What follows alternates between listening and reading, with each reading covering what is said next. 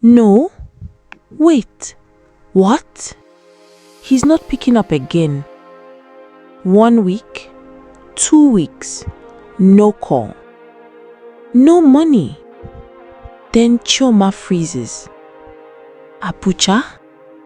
She dials again, trembling. This time, something feels off, because slowly the truth begins to surface. And what she never expected is that her husband in Abuja has been in Lagos all along, living a completely different life with another woman.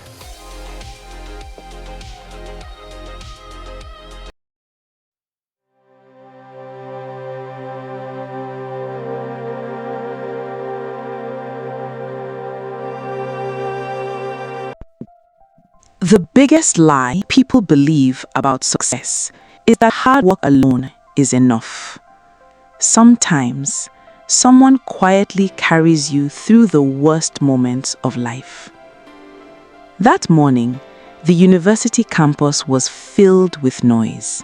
Students laughed, parents celebrated, cameras flashed everywhere. But under a mango tree, Chioma stood quietly in her graduation gown, adjusting it gently. Today, she was finally a graduate, banking and finance.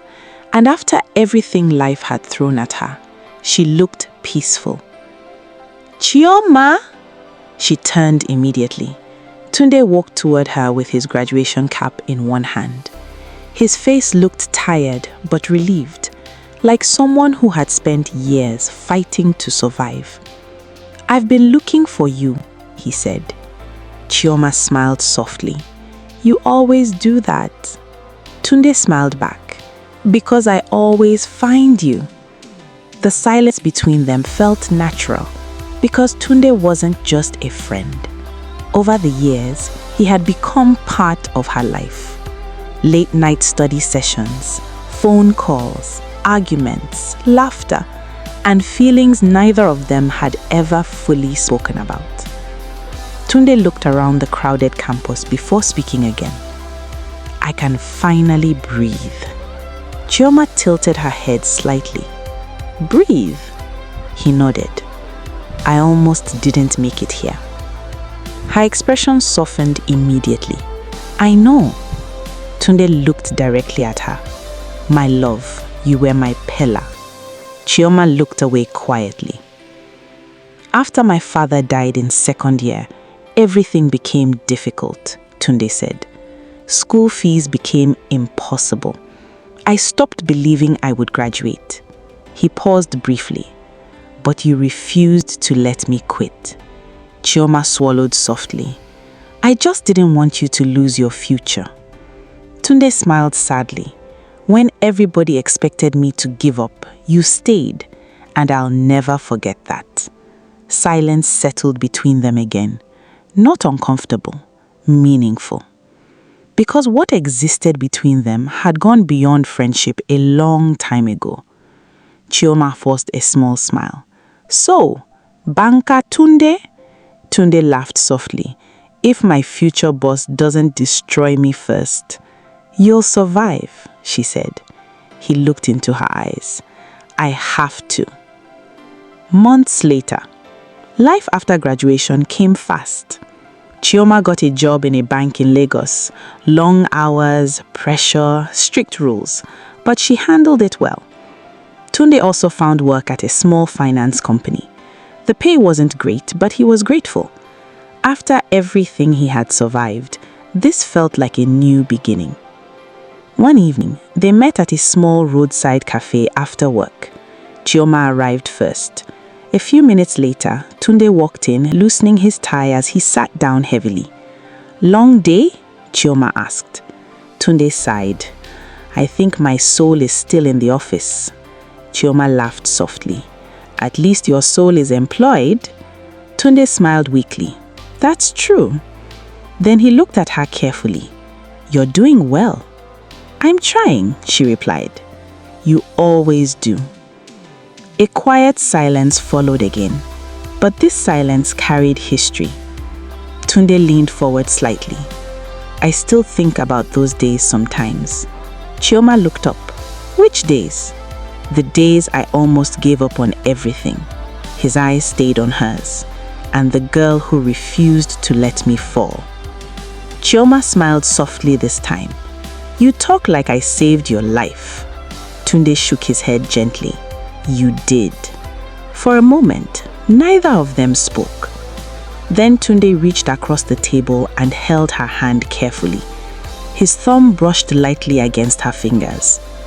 I meant what I said that day, he whispered. I'm never going to stop loving you. Chioma smiled, squeezing his hand gently.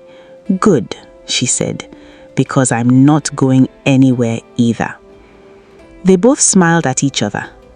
Outside, Lagos remained loud and restless. Cars honked endlessly.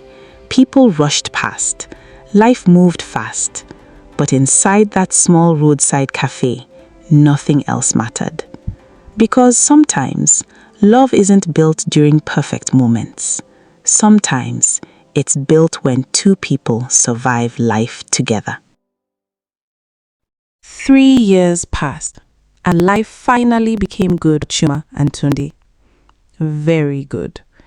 They both worked hard, but Tunde's life changed faster. The small finance company he once struggled in was now behind him. Through Chioma's support, he landed a job in one of the biggest firms in Lagos, the kind of place people only dream of entering. For the first time, Tunde felt stable. It showed in everything. Better clothes, better confidence, better life. Sometimes, Chioma would just sit and watch him talk excitedly about work. And every time, she felt proud because she remembered where he came from. One evening, they met in a quiet restaurant after work. Soft music played in the background, but Tunde looked different that night. Nervous. Chioma noticed immediately. Why are you like this? She asked with a small smile. Tunde adjusted himself. I need to tell you something important. Chioma chuckled lightly. Okay, I'm listening. But Tunde didn't speak immediately. He reached into his pocket. Chioma's heart slowed. Tunde. He looked into her eyes. Chioma, you stood by me when I had nothing. His voice was low. When everything fell apart, you stayed. When I almost gave up, you didn't. He paused. And now, I don't want a life without you. Chioma's eyes began to tear up. Then he brought out a ring. Will you marry me? Everything went silent in her world. The music, the people, the noise, just him. She nodded quickly through tears. Yes. Then again, smiling through emotion. Yes, Tunde. He held her hand tightly, like he never wanted to lose her. But life was not finished testing them. When Chioma told her parents, everything changed. Yoruba? Her father asked coldly. Chioma nodded. Yes, Daddy. The mood in the room shifted instantly. Her father stood up. No. Just one word. Final. Chioma blinked. Daddy? I said no. His voice grew harder. You are not marrying him. Chioma shook her head in shock. But why? Her father stared at her. Because you are Igbo and he is Yoruba. Chioma froze. Daddy, that's not enough reason. It is enough for me. His voice echoed through the room. Her mother tried to intervene. Please, let's talk. But he raised his hand. I trained you for better life than this. Chioma's voice broke. Better life? I love him. Her father laughed bitterly. Love is not a plan. Then he dropped the truth. We already have someone else for you. Silence. Chioma slowly turned to her mother, but she said nothing, and Chioma understood everything. Her future was already decided without her. Daddy, please. Her voice shook. Tunde is a good man, but her father refused. You will not marry outside this tribe. Never. Days turned into arguments. Arguments turned into emotional pressure. The house that once felt warm became heavy. Chioma cried endlessly. She begged. Even her mother tried quietly, but nothing changed. One night, she sat alone in her room speaking to Tunde on the phone. Maybe we should wait, he said softly. But Chioma shook her head. No. Her voice broke. I fought too hard for us. Tunde went quiet. Chioma. She wiped her tears. I'm not leaving you, even if everyone else does. Weeks later, Chioma made her decision. She chose Tunde. And when her father found out she went ahead with the marriage plans, his anger exploded. You are no longer my daughter. The words crushed her instantly. Her mother cried out, but her father walked away without looking back. Chioma stood frozen, like everything she knew had disappeared in one moment. And that was the day she lost her family for the man she loved. After everything that happened, Chioma and Tunde got married. There were no celebrations from Chioma's side. No family, no parents, no approval. Only silence. Because Chioma had been disowned completely. But on Tunde's side, it was different. His mother and siblings welcomed her with love. They celebrated the marriage fully. His father was late, but his family stood by him. For the first time in a long time, Chioma felt accepted somewhere. They moved into a small apartment in Lagos. Simple, quiet, peaceful. And for a while, life was good. Very good. Both of them worked. Their jobs were stable. Their income slowly increased, and step by step, they started building a life together. Then came the news. Chioma was pregnant. When she told Tunde, he froze, then slowly smiled like he couldn't believe it. We're really going to be parents? Chioma nodded softly. Yes. Tunde pulled her into his arms, and for a moment, everything felt complete.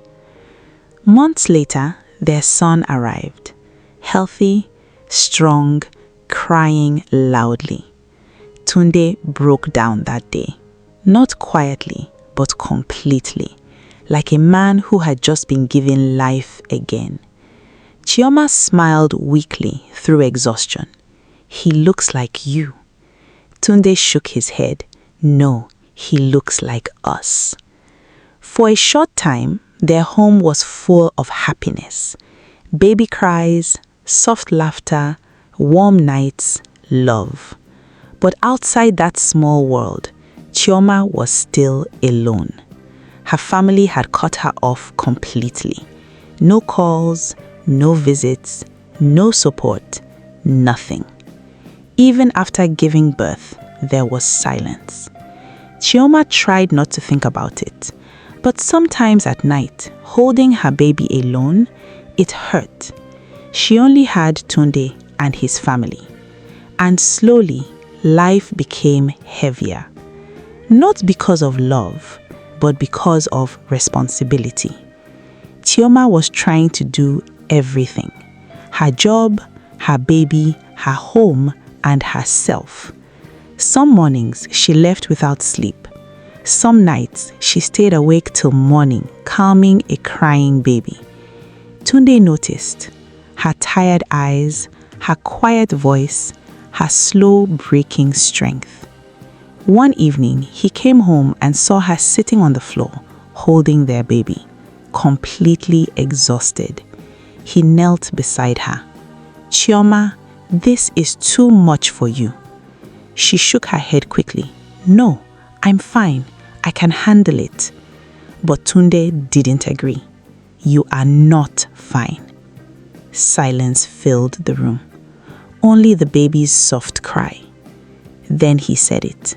Quit your job. Chioma looked up immediately. What? Tunde repeated calmly. Quit your job. I'm earning well now. I can take care of everything. You don't have to suffer like this. Chioma hesitated. I worked so hard for that job. Tunde held her hand. And you are losing peace because of it. You are not losing a job, you are gaining your life back. Chioma looked at her baby, then at him. Torn. That night, she didn't sleep. She kept thinking. Until morning. And she made her decision. She resigned. When she told Tunde, he smiled and pulled her close. You did the right thing. Chioma forced a small smile. I hope so. And for a while, things became peaceful again. Tunde worked harder, provided everything. Chioma stayed home with their son. There was laughter again, peace again, love again. But slowly, something began to shift. Tunde started coming home later. Work pressure, he said. Chioma believed him at first, and she became more alone, with the baby waiting. Neither of them noticed it yet, but something was changing, and this was no longer the beginning of peace. It was the beginning of everything going wrong. 2 years passed, and for a while, life felt peaceful again. Chioma and Tunde were still together, still in love, still holding on. Then, Chioma got pregnant again, this time a baby girl. The day she was born, the house was full of joy. Tunde laughed like a child that day. He couldn't stop smiling. We have a daughter now. Chioma smiled weakly through exhaustion. Our family is complete. For a few days, everything felt perfect again. Laughter returned, love returned, peace returned. But life doesn't stay still. Slowly, things began to change. Tunde lost his position at work. He was demoted. His salary dropped. At first, he hid it. He still smiled, still acted strong. But Chioma noticed. She always noticed. Bills became heavier, life became tighter, and quietly, regret started building inside her. She remembered her old job, the stability she gave up, but she never complained, not once. They moved from their 3-bedroom apartment to a small 1-room and parlor. Tunde held her hand that day. It's temporary, he said softly. We'll rise again. Chioma nodded, but said nothing, because she had heard that promise before. Still, Tunde tried. Every day, he left early, returned late, searching for something better. Then one evening, he came home with news. I found something, he said. Chioma looked up immediately. What kind of job? In Abuja. Silence. Then, hope filled the room. That's good, Chioma said quickly. Very good. For the first time in a long time, she smiled. Tunde held her hands. If it works, we'll finally breathe, he said. Chioma nodded. Yes, we need that. Before he left, she hugged him tightly. Long, hard, like she didn't want to let go. I'll come back with good news, he whispered. Then he left for Abuja. At first, everything seemed normal. He called sometimes, sent small money sometimes. Enough to survive, not enough to feel safe. But Chioma held on. For the children, for hope, for Tunde. Then the calls reduced. 1 day passed, then 2, then weeks. Chioma called him. No answer. She called again. Still nothing. She tried to stay calm. Maybe he's busy. But weeks turned to silence. The money stopped completely. No calls, no messages, nothing. Chioma began to fear every time her phone rang, but it was never him. People started asking questions. She had no answers. At night, she sat outside holding her children close, staring into the dark. Maybe something happened to him, she whispered one night, but her heart still refused to accept it. Months passed, still nothing. Chioma became everything at once: mother, father, provider, survivor. And still, no word from Tunde. One evening, she sat alone in the room, her children asleep beside her. She picked up her phone and called again. It rang and rang out. She tried again. No answer. Her hand slowly dropped. Her voice broke into a whisper. Tunde. Silence. And in that silence, fear finally settled in.